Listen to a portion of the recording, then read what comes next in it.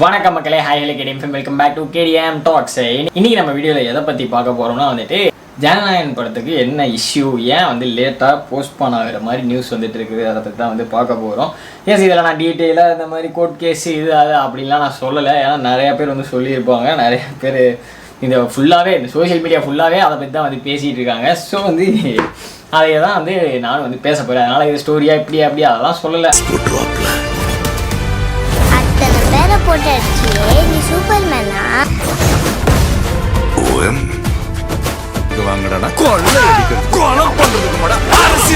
என்ன நடந்துச்சு, சென்சாருக்கு முதல்ல வந்து அனுப்பிட்டாங்க டிசம்பர் மாசத்துலயே. பட் வந்து இவ்வளோ நாளாக வந்து தள்ளி கொடுத்து ஏன்டா இப்படி பண்ணுறீங்க? சரி, கடைசி படம் கொஞ்சம் சீக்கிரம் கொடுத்தா கொஞ்சம் செலிப்ரேஷன் டீசெண்டாக பண்ணிட்டு ஜாலியாக போயிடலான்னு பார்த்தா இவனுக்கு சும்மா இருக்க மாட்டானுங்க போல. சும்மா இருக்கணும் எதிர்த்தே வந்து வெறியேற்றுறானுங்க. சும்மா விட்டால் கூட ஒரு மாதிரி நார்மலாக போய் பார்த்துருவாங்க எல்லாரும். சரி ஓகே அப்படிங்கிற மாதிரி ஒரு நார்மல் மோடில் இருக்கும். இவனுக்கு இப்படி கிளப்பி விட்டு வந்து எல்லாம் வந்து பயங்கர டென்ஷன் ஆகி கோவமாகி வெறி ஆகி இந்த மாதிரி வந்து நீங்கள் இவ்வளோ பண்ணுறீங்களா, இதுக்காகவே நாங்கள் எவ்வளோ பண்ணி எப்படி காட்டுறோன்னு பாருங்கடான்னு எல்லாருக்குமே வந்து அந்த எதிர்ப்புக்கு வந்து அப்போஸ் பண்ணுறதுக்கு வந்து சப்போர்ட்டாக நிற்பாங்களே. யாராக இருந்தாலும் ஒருத்தர் எதிர்த்தாங்கன்னா சப்போர்ட்டாக நிற்பாங்க. அதுவும் அவரை பிடிச்சவரை எத்தனை பேர் எத்தனை கோடி மக்கள் இருந்து இங்கே இருக்காங்க. அப்போ வந்து நீங்கள் எதிர்த்தீங்கன்னா நீங்கள் ரொம்ப வந்து உங்களுக்கு தான் வந்து பிரச்சனை. அது தெரியுதா தெரிய மாட்டேங்குதா இல்லை என்ன நினச்சி எதிர்க்கிறாங்கன்னே தெரில நமக்கு. ஸோ வந்து நீ இப்போ படம் ரிலீஸ் ஆகலைனாலும் பரவாயில்ல.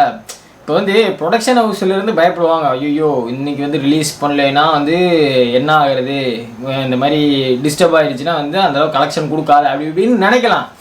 பட் வந்து இது தளபதி போடுவான். இது வந்து இப்போலாம் வர பஞ்சாயத்து கிடையாது, எப்பயுமே வர பஞ்சாயத்து தான். எவ்ரி தளபதி ஃபிலிம் வந்து இந்த பஞ்சாயத்து வந்து இழுத்துட்டு வருவாங்க. இந்த மாதிரி இந்த பிரச்சனை அந்த பிரச்சனை இவன்கிட்ட பிரச்சனை அவன்கிட்ட பிரச்சனை இப்படின்னு சொல்லிட்டு சும்மா சாதா டைம்லேயே வந்துட்டு சும்மா அப்படி லைட்டாக பாலிடிக்ஸை இடித்ததுக்கே வந்து தலைவனுக்கு அவ்வளோ பெரிய எதிர்ப்பு வந்து சுற்றி அடிச்சுக்கிட்டு இருந்துச்சு.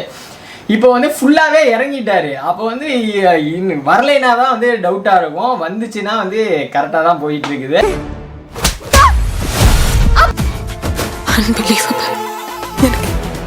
மக்கள் அவனை கொண்டாடிக்கிட்டு இருக்காங்க. பட் வந்து எல்லாத்துக்கும் ஒரு வருத்தம் தான். என்ன அதை சொன்ன டைமில் வந்துச்சுன்னா அப்படி ஒன்று இருக்கும். பட் வந்து பரவாயில்ல, இட்ஸ் ஓகே. இப்போ நீங்கள் ஊடலை இன்னும் ஒரு 10 நாள் கழிச்சு விட்டிங்கன்னா இன்னும் மோசமான செலிப்ரேஷனாக இருக்கும், இன்னும் பயங்கரமாக பண்ணுவாங்க. இல்லை இப்போ இல்லையா, ஒரு மாதம் கழிச்சா இது வந்து எப்பயுமே வந்து அடங்கவே அடங்காது. வச்சு எப்போ வந்தாலும் சரி பசங்க விட்டு இறங்கி வச்சு செஞ்சுருவாங்க. அதனால் வந்து அதுலெல்லாம் பயப்படணும்னு அவசியம் கிடையாது. இதோட என்னன்னா வந்துட்டு கோர்ட்டில் வந்து இந்த மாதிரி ஏன் நீங்கள் அதே நாள் தான் ரிலீஸ் பண்ணுமா, ஒரு நாள் தள்ளி ரிலீஸ் பண்ணக்கூடாது, இந்த மாதிரி கேள்விகள் இந்த மாதிரி எகத்தாளங்கள் ஏன் வந்து வருது அப்படிங்கிறப்ப தான் வந்து சந்தேகங்கள் வருது எல்லாத்துக்குமே. ஏன் இந்த மாதிரி எகத்தாளமாக பேசுகிறாங்க அப்படிங்கிற மாதிரி, தை வந்தால் வழி பிறக்கும் இப்படின்லாம் ஏதோ சொன்னாங்கங்கிற மாதிரிலாம் வந்து நியூஸ் வந்துச்சு. ஸோ ஏன் அந்த மாதிரிலாம் ஏன் வந்து அப்படி பேசணும், அந்த திமிரு ஏன் வந்து வருது அப்படிங்கிற மாதிரி அந்த யோசனைகள் வர்றப்ப எல்லாத்துக்குமே அந்த சந்தேகங்கள் வரதான் செய்யும். ஸோ வந்து பயப்படாமல் இறங்கி வச்சு சும்மா விட்டாங்கன்னா இது வந்து நார்மலாக இருக்கும். பட் வந்து இப்படி வந்து லேட் பண்ணி எதிர்ப்பு தெரிவித்து இப்படிங்கிற மாதிரி ரிலீஸ் பண்ணாங்கன்னா இதுக்காகவே வந்து படம் பயங்கரமாக ஓடும். என்னதானா அப்படி பண்ணீங்க, எப்படி அவ்வளோ எதிர்க்கிறாங்க அப்படிங்கிற மாதிரி எல்லாருமே போய் பார்ப்பாங்க. அது வந்து ஒரு 64 கட்ஸ் இருக்கு. சம்பவம்லாம் சூப்பராக இருக்கும்னு சொல்லுவாங்க. உள்ள வராது, உன்னை காப்பாத்திக்கிட்டு ஓடி போயிடு அப்படின்லாம் சொல்றாங்க. 64 கட்ஸ் அப்படியே என்னடா பகவான் கேசரி தானடா சொன்னீங்க, கேசரியா கிண்டிச்சு என்னடா பண்ணிட்டு இருக்கீங்க அப்படிங்கிற மாதிரி தான் வந்துட்டு எல்லாத்துக்கும் ஒரு மைண்ட் செட் வந்து போயிடுது. ஸோ வந்து இதில் வேற வந்துட்டு இத்தனைக்கும் சரி நிறையா இஷ்யூஸ் இருக்குது. ஒரு 5 பேர் சேர்ந்து குழு வந்து பார்த்துருக்காங்க படத்தை, 4 பேருக்கு ஓகே சொல்லி சர்டிஃபிகேட்டும் கொடுத்துட்டாங்க. டைமிங் எல்லாமே நோட் பண்ணி எல்லாமே போயிடுச்சு. அந்த ஓகேன்னு சொல்லி முடிவு பண்ண படத்துக்கு அந்த சர்டிஃபிகேட்டை மட்டும் கொடுக்காம லேட் பண்ணி இப்படி வந்து இழுத்தடிக்கிறீங்கன்னா என்ன சொல்கிறது? இது வந்து ஒரு சின்ன இஷ்யூவாக உள்ளே முடியாமல் இது ஒரு அந்த கமிட்டியோட தலைவர்கிட்ட போய் சொல்லி அதை வந்து இஷ்யூ ஆக்கி இந்தளவுக்கு வந்து கொண்டுட்டு போகணும்னு என்ன அவசியம்? உள்ளேருந்து எவனோ ஒருத்தன் ஏதோ ஒன்று பண்ணுறீங்கிற மாதிரி தாட் போகுமா இல்லையா? அதனால தான் இந்த மாதிரிலாம் யோசிக்கிறது. ஸோ வந்து இது எதிர்க்கணும், இங்கேருந்து அங்கே எதிர்க்கிறீங்களா, அங்கேருந்து இங்கே எதிர்க்கிறீங்களா, ஸ்டேட்டா சென்ட்ரலா அப்படிங்கிறது வந்து எதை வேணாலும் எதிர்த்துக்கங்கடா, என்ன வேணாலும் பண்ணிக்கோங்கடா, இதெல்லாம் தெரிஞ்சுதானடா இறங்கியிருக்கோம். நாங்கள் தான் எதிர்ப்பே வந்து எங்கெங்கன்னு சொல்லிட்டோமே டேரெக்டாக. அதனால் எப்படி வேணாலும் எதிர்ப்பு. இப்போ நார்மலாக வந்துட்டு ஒரு லாஜிக்கல் வைஸ் வந்து படக்குழு வந்து கொஞ்சம் வந்து லேட் பண்ணிட்டாங்க சர்டிஃபிகேட்டுக்கு அப்படிங்கிற மாதிரி இருந்துச்சுன்னா சரி ஓகேப்பா, இவங்க மேலே தான்ப்பா தப்பு, இவங்களை திட்டலாம். தளபதி இருந்து 30வது நாள் இந்தியா என் காலடியில வந்து விழும்.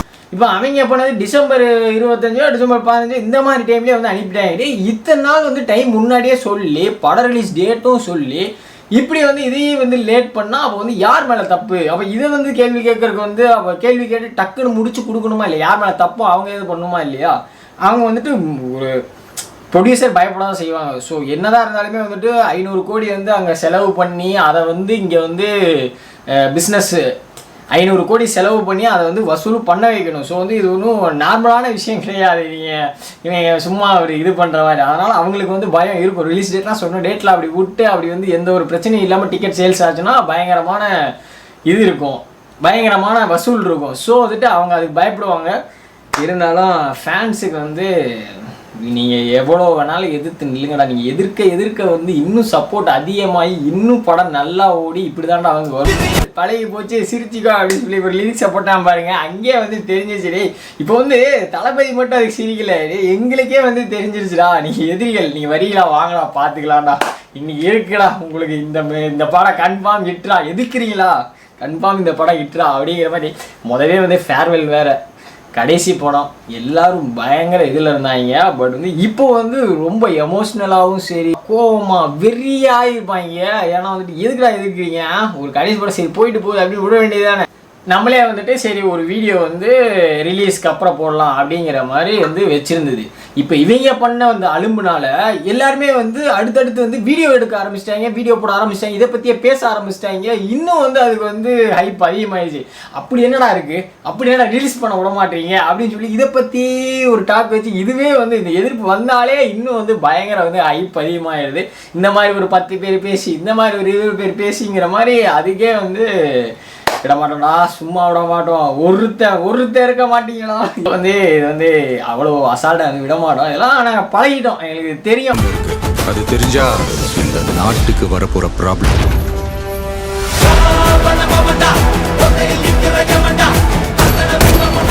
ஒவ்வொரு படமும் வர்றப்பையும் இந்த எதிர்ப்புலாம் வந்து பார்த்துட்டு தான் இருக்கும். ஸோ வந்து எங்களுக்கு பயம் இல்லை, எல்லாத்தையும் பார்த்துட்டு தான் இருக்கோம். ஸோ வந்து இதையும் வந்து ஃபேஸ் பண்ணுவோம். என்ன விஜயானாக்கு தான் கொஞ்சம் வந்துட்டு ரொம்ப கஷ்டம்தான். ஏன்னா கரூர் இஷ்யூவும் ஃபேஸ் பண்ணிவிட்டு இந்த பட இஷ்யூவும் ஃபேஸ் பண்ணிவிட்டு இந்த மாதிரி எல்லாத்தையுமே ஃபேஸ் பண்ணிவிட்டு ஒரு மாதிரி ரொம்ப ஸ்ட்ரகிள் மென்டலி வந்து ரொம்ப வந்து டிஸ்டர்பன்ஸ் வந்து அதிகமாக இருக்கும். ஸோ வந்து அவர் தாங்குவார். நம்ம ஆள் நிறையா பார்த்துருக்காரு. படம் வரட்டும் அப்புறம் இருக்கு இவங்களுக்கு எல்லாத்தையும் ஓட விடட்டா. படத்துலேயே எல்லாத்தையும் ஓட விடட்டா. அதனால தான் நான் இவ்வளோ எதிர்க்கிறீங்க தெரியுது. நல்லா வச்சு செஞ்சு விட்டார் போல. ஸோ எல்லாத்தையும் எல்லாரும் கிளப்பி விட்டு அவ்வளோ ஒரு அடிக்க ஆரம்பிச்சிருக்காங்க.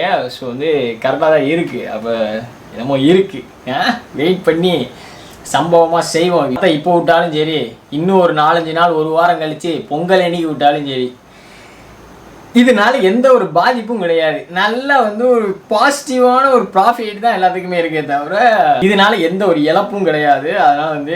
அதனால வந்து தைரியமாக இருக்கலாம். ஸோ வந்து இதில் வந்துட்டு இன்னொரு இடத்துல வந்துட்டு தியேட்டர் ஓனர்ஸ் ஸோ வந்துட்டு இந்த மாதிரி அவங்க வந்து ப்ராஃபிட் வந்து அதிகமாக வச்சு விற்கிறாங்க ஜனநாயகனில். ஸோ வந்துட்டு எங்களுக்கு என்ன வந்து ப்ராஃபிட்டு, எங்களுக்கு அதுலேயே வந்து வேஸ்ட்டு தான். ஸோ நாங்கள் வந்து பராசக்தியை விட்டோம்னா பராசக்திக்கு நிறையா வந்து ப்ராஃபிட்ஸ் இருக்குது, அவங்க வந்து நிறையா பர்சன்டேஜ் கொடுக்குறாங்க அப்படின்னு சொல்லிட்டு அவங்க படத்தை விடலாம் அப்படிங்கிற மாதிரிலாம் வந்து ஒரு டாக்ஸ் வந்து வந்துச்சு. ஸோ கைஸ், கொரோனா டைம் வந்துச்சு. விஜய் படத்தினால தான் நிறையா பேர் சர்வைவ் ஆனீங்க, ஞாபகம் இருக்கா? இண்டஸ்ட்ரியே அப்படி தான் சர்வைவ் ஆச்சுங்கிற அளவுக்கு வந்து டாக்ஸ் போச்சு. ஸோ வந்து அதெல்லாம் மனசில் நினச்சிங்கன்னா தளபதியோட கடைசி ஃபிலிமு. ஸோ வந்து இந்த மாதிரி ஃபேக்டர்ஸ் எல்லாம் வந்து நீங்கள் தெரிஞ்சுமே வந்துட்டு நீங்கள் இந்த டைமில் உங்கள் லாபத்தை பார்க்குறேன் அப்படிங்கிற மாதிரி யோசிச்சிங்கனால் நீங்கள் எவ்வளோ பெரிய கேவலமான கேரக்டர்னு சொல்லி புரிய வரும்ல அப்புறம் மக்களுக்கும். சரி, பிஸ்னஸ்ன்னு வந்துட்டா எல்லாருக்குமே வந்து காமன் தான், எல்லாருமே வந்து அடிக்கிறாங்க. விஜய் படம் மட்டும் என்ன சும்மாவா, நான் விஜயா ஃபேன் தான், இருந்தாலும் வந்துட்டு அதுக்கு நடுவில் நடக்கிற பிஸ்னஸ் வந்து ரொம்ப கேவலமான பிஸ்னஸாக தான் இருக்குது. எல்லாருமே டிக்கெட் ஹை ரேட் வச்சு விற்கிறது. ஸோ வந்துட்டு இட்ஸ் ஓகே, இருந்தாலும் வந்துட்டு யோசிக்கணும். ஏன்னா நீ படத்தை போட்டுக்கோ, நீ பராசக்தி அதிக ஸ்க்ரீன் போட்டுக்கோ, அதுக்கு வரணும்ல, படத்தை பார்க்க வரணும்ல மக்கள். நீங்கள் சும்மாவே வந்து எதிர்க்கிறாங்கன்னு சொல்லிட்டு படத்துக்கெல்லாம் போவேணா பராசக்தியை முடிக்கிறேன்டா அப்படின்னு சொல்லி ஒரு மாதிரி சுற்றிட்டு இருக்காங்க பாய்ஸு. இதில் நீ வேற இந்த மாதிரிலாம் ஒரு டெக்னிக்கில் இந்த மாதிரிலாம் பேசி இப்படின்லாம் சொன்னீங்கன்னா வந்துட்டு இன்னும் மோசமாயிடுவாங்க. சுத்தமாக ஒரு காக்கா கூட வராது தேட்டர் பக்கம், பார்த்துக்குங்க. அதனால் வந்து டீசென்சியாக நீங்களாம் வந்து சரண்டர் ஆகிக்கிட்டால் ஸ்மூத்தாக போயிடலாம். Okay right. ரெக்கார்டு வைக்கிறவனு கேள்விப்பட்டிருக்கியா?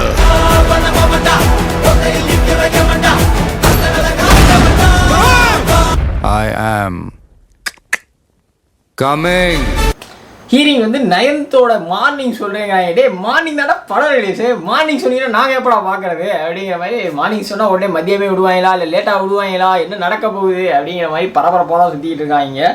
எப்போ விட்டாலும் சரி குதிக்கிறதுக்கு ரெடியாக இருக்காங்க பாய்ஸு. அதனால் வந்து இறங்கி வச்சு செஞ்சுருவாங்க. அன்னில் ஒரு வாரமாகவே நாங்கள் வந்து வாழை விட்டு தான் சுற்றிக்கிட்டு இருக்கோம். ஸோ வந்துட்டு இன்னும் ஒரு மாதமாக இப்படி தான் இருக்கணும்னு சொன்னீங்கனாலும் நாங்கள் வாழை வச்சுக்கிட்டே சுற்றுவோம். ஒரு மாதமாக பேசிக்கிட்டே இருப்போம்டா, விடவே மாட்டோம்டா, பார்த்துக்கோங்க. அதனால் எவ்வளோ சீக்கிரம் உருளீங்களோ அவ்வளோ சீக்கிரம் முடிச்சுட்டு அடுத்து நாங்கள் வந்து பல வேலைகள் இருக்குது, அரசியல் போய் பார்க்க வேண்டியதாக இருக்குது. ஸோ வந்துட்டு கொஞ்சம் சீக்கிரம் முடிச்சு விட்டிங்கன்னா, இந்த பஞ்சாயத்தை முடிச்சு விட்டிங்கன்னா நாங்கள் படி ஃப்ரீயாக அடுத்த வேலைகளை பார்ப்போம். ஸோ ஓகே, ஸோ தளபதி சொன்ன மாதிரி கான்ஃபிடென்ட்டாக இருங்க, நல்லதே நடக்கும்.